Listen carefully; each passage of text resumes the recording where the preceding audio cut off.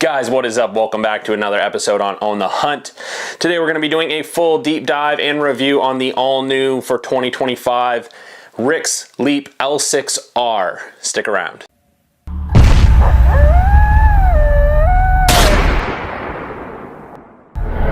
So guys, thanks for joining me today. If this is your first time here on the Hunt, please consider hitting that like and subscribe button down below. It helps me a ton. I'm excited to get into this review, you guys. This is the all new Leap 6R, the L6R from RIX, and I was a big fan of the first Leap L6, so you guys are going to want to stick around and see what I think about this one as compared to the original. There's some really good upgrades, and there's some things that are not my favorite. But before we jump into this review, you guys, as always, got to give a huge shout out to my man Logan at Fall River Shooters. If you guys are in the market for anything thermal, hit up Logan at fallrivershooters.com. Tell him Cody from On the Hunt sent you. Guys, Logan has these in stock, by the way, the L6R. In fact, this is Logan's. Shout out Logan. Thank you for sending this out to the channel for review, testing, and that way I can give you guys my honest thoughts and feedback. Those of you who are new to the channel, probably it's important to know that all of my reviews on this channel are very much my own opinions, so your mileage may vary.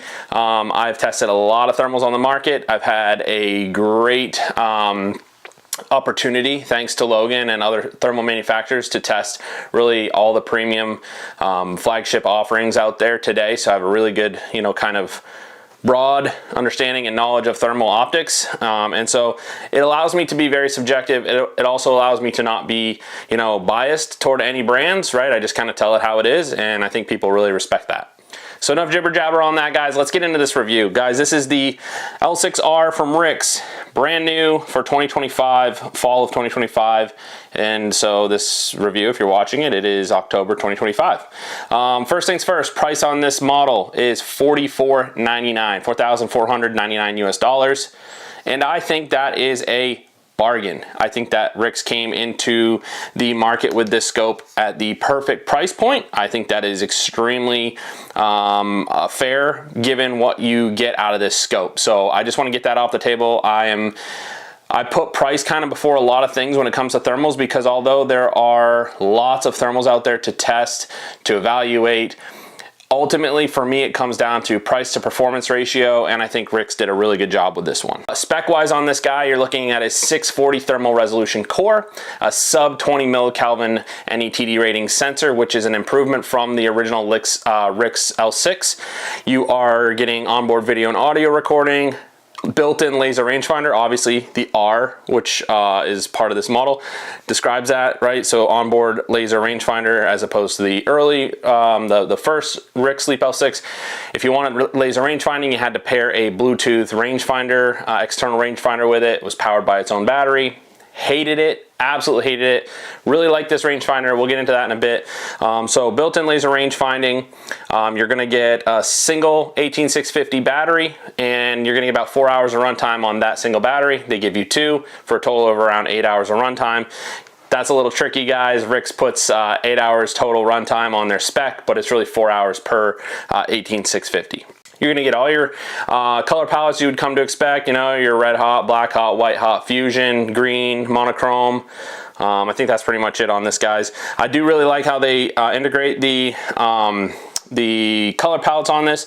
Basically, you just turn this turret up here, and that's gonna cycle through all your color palettes. I really like that. Some additional specs on this, guys. You're gonna have a 1080, very nice OLED display, you guys. I will say the display in this looks a little bit different than the original L6. I don't know what it is. I think it's wider or something. The actual aspect ratio looks different. Not a bad thing, just definitely looks a little different to me. I'm not really sure what's going on there. Beautiful to look behind, though. No issues there. The resolution is nice. The screen's good and large. Fills your eye. Good experience there. When it comes to eye cups, guys, the scope comes with this rubber eye cup. If you follow the channel, you know I hate these. I think I say that every single video. I don't really like this one at all, because there's no good way to put it on, right? It's like, it just kind of, you have to stretch it over the top of this this rear diopter, and like, it's quite a bit smaller, so it's kind of a pain to stretch around it. With that said, once you get it on, it's probably not really coming off. Just not a fan, guys. Let's talk about audio and video, guys. Part of the upgrade for this L6R is they did upgrade both, and you'll be very happy to hear this, and I was extremely happy they did upgrade both the audio and video recording of this scope. So now you're gonna get a better video output quality, so those videos when you watch them back are gonna look a little bit nicer. And man, did they upgrade the audio in this scope, you guys. My biggest complaint with the first Leap was the poor audio. I went back and forth with RIX on this over and over, hated the audio quality. Absolute trash. I've complained about it since day one. It hasn't changed. Luckily on this L6R, they fixed it, okay? The audio is now a solid 8 out of 10. You guys know I'm pretty hard on audio scores. An 8 is a very good score when it comes to audio. So RIX, thank you for fixing the audio. Thank you for addressing that. I appreciate it. All right, guys, let's talk about this laser rangefinder that RIX put in this scope. Now, they're kind of calling it in-lens LRF. I disagree. It's not really in the lens, kind of, like, if you ask me. The LRF's kind of really just bumped out on top of this objective lens. I suppose you could call it in lens, as in like maybe they cut a little bit of your lens off. I don't know. It's just different than the other in lens LRFs that I've seen kind of implemented today. And the biggest complaint I have with it is that this freaking lens cap, although it's a really nice lens cap, you can't turn it. So like it's literally just fixed. You have to open it, you know, to the right. I'm a lefty, so I focus the scope like this, and this cap, I like to pull my caps all the way back, or what I really like to do with my caps is turn them to the bottom and put the flap down against the rail of my rifle, and I simply can't do that with this scope. They gave you zero flexibility with the lens cap, and I hate that design. I think it was an overlook, and that's a big complaint I have. With that said, also, it's not an easily serviceable lens cap, so if you break this, you're kind of, I don't know, I think you might end up having to send this back. It doesn't really pop off the scope like other lens caps do. I don't know, just not my favorite lens cap. And then while we're talking about things I'm not a big fan of, this throw lever, it works pretty well. It's kind of big, I feel like. I don't think it needed to be quite so large. The zoom on this, the focus on this scope's really smooth. So I don't know, I think they could have got away with something else, maybe just a built-in bump on the front objective itself instead of this additional kind of afterthought. You guys can spin this lever here, it loosens this collar. You can take it off, right? And so that's fine. Like, that's all well and good. I don't know, I'm not a big fan of it. I guess I like the fact that you can remove it if you don't want it at all. I just kind of wish RIX just built in like a nub. I've seen the nub works really well on a lot of other scopes that have this focus collar, so I would have liked to have seen that. Over here, guys, you have this USB access port. You can charge the device. Actually, you can't charge the device with this. It won't charge the battery in through the device, but you can do your data transfer, and I believe you can power it externally. It just isn't going to charge that 18650 inside. Another really nice change they made on this scope from the original L6 is this battery door. So this battery door was a big pain point on the first L6, you guys. I think like most people would forget that they had to like push up on the little lever to really lock the door in. They've solved that on this new door. You just push this lever down, it opens up really nice, and your 18650 is inside. Put your 18650 back in, and then you just put some pressure, and the door closes. It locks itself automatically, and it's a really good design. A very nice upgrade from the original battery door. On the back, guys, we still have that feature from carrying over from the original L6, which is the ocular zoom or optical zoom. This was super controversial when RIX brought this to market. Basically, all it is magnifying your screen. It's not a true optical zoom. So what they're doing is they're basically taking a magnifying glass inside here and zooming in on the screen. So while it is a lot more lossless than digital magnification as it pertains to thermal scopes, you know, you still do start to see some of the pixels on the screen, and you know, it's not perfect. The other downfall to this is when you zoom in with this, it doesn't record that magnification in the video. So like, you know, if you zoom in on an animal, you take your shot, when you watch that video back, it's gonna just be in, you know, base mag or whatever digital magnification you you were in at the time. If that's not a big deal to you, who cares? It's kind of a cool feature to have on the scope. The scope still has digital magnification, so you can spin this wheel forward over here on this side turret. You're gonna get digital magnification just like you normally would. This scope starts at 2.8 base magnification, by the way. That's probably a pretty important spec to a lot of you. It's a generous 2.8. I think it's really, you know, it stacks up with pretty much all 3X base mag scopes that I've used. So it's a generous 2.8. I don't think you're gonna, like, I wouldn't pick this. I wouldn't not pick this scope if you really wanted a 3X scope. Like, this is basically 3X. I would say you're not gonna be able to notice the difference. Field of view is also really nice, you know, with that big screen in here. It's a good scope, really nice to use. Image quality on this has improved a little bit, being that they went from a sub 25 millikelvin sensor down to a sub 20, and they've got their new AI technology sensor built into this scope. I don't really know what that means. I didn't read too much into it, but basically, you know, it's going to have a slightly better image quality, a little bit of an edge over the original L6. Enough to upgrade?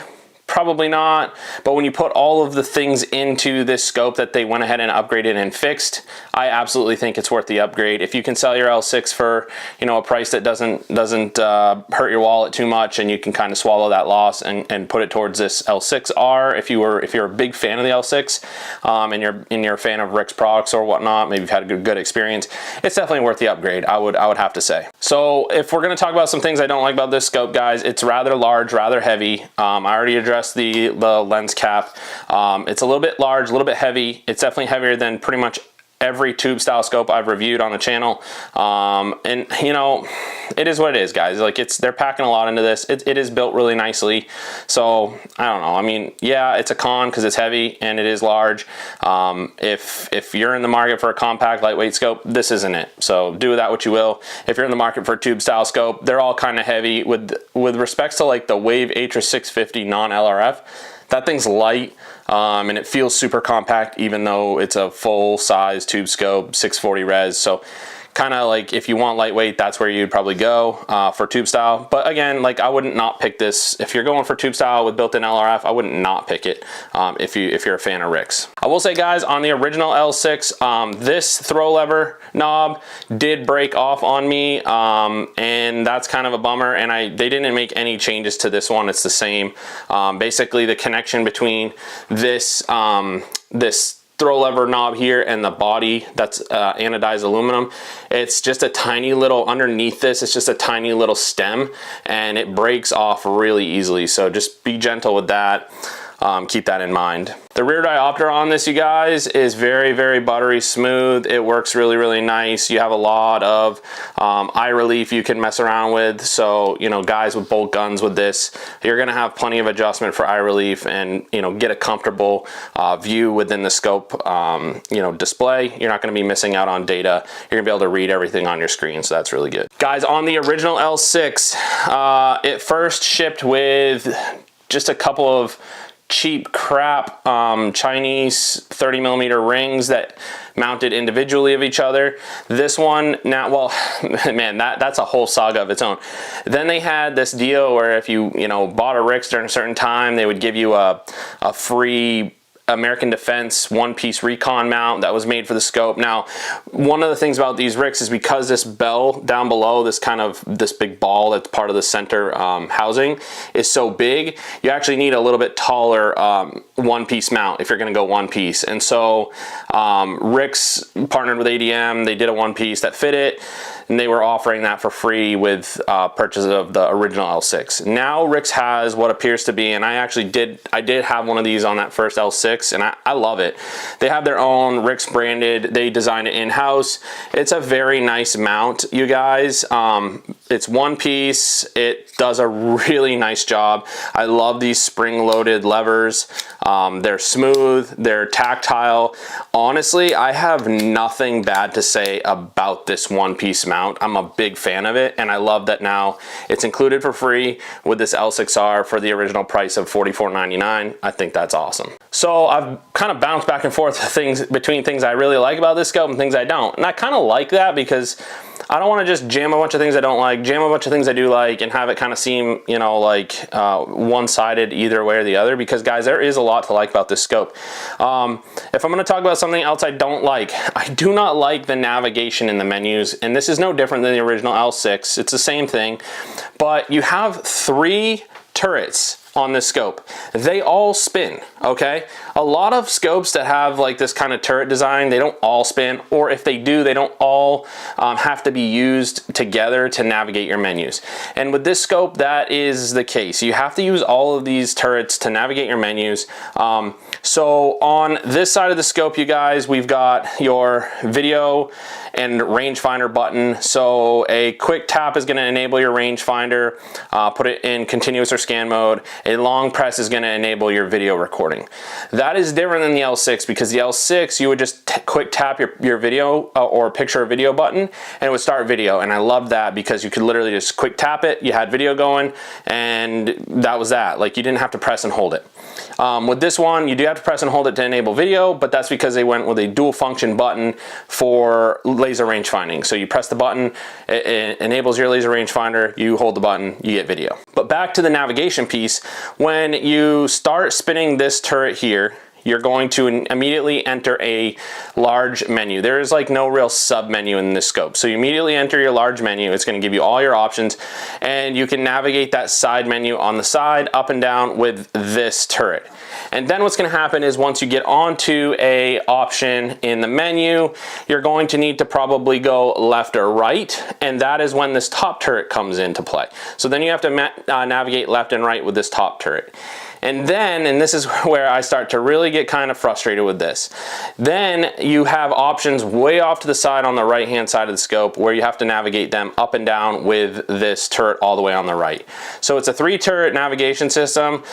Once you figure it out, it is logical, it makes sense, but I don't like it. It's not easy, it's not intuitive, and when you first start using this thermal scope and you get into places where you need to zero the scope and really manipulate settings, it's kind of like frustrating because you're like over here, then you're up here, then you're over here, then you're back to here. So it's all over the place. I don't really like the menu navigation.